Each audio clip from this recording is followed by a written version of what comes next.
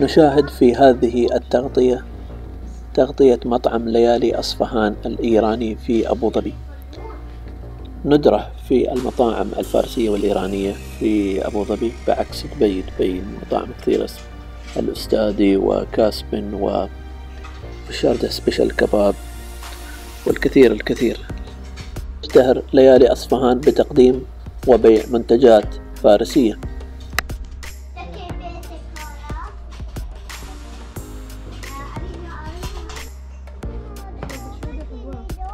شوربة الآش جدا مميزة.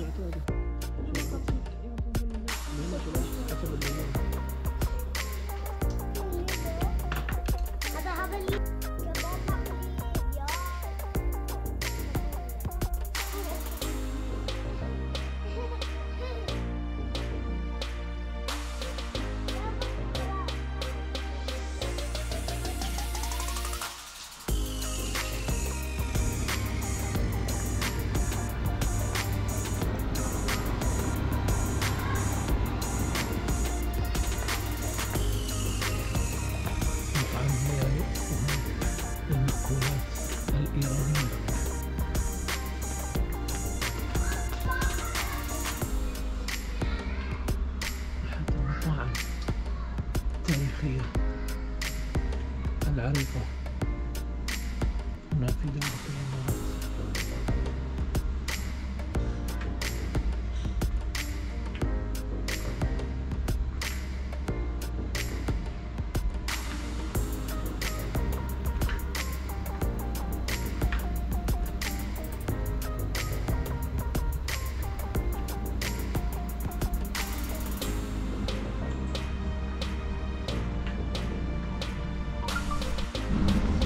والشاي الإيراني معروف غني عن التعريف. نعم.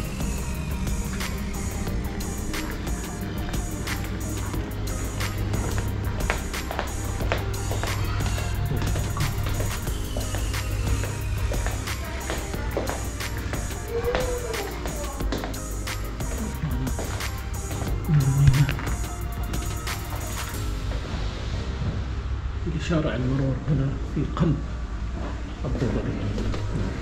شارع المرور موقعه في قلب أبو ظبي.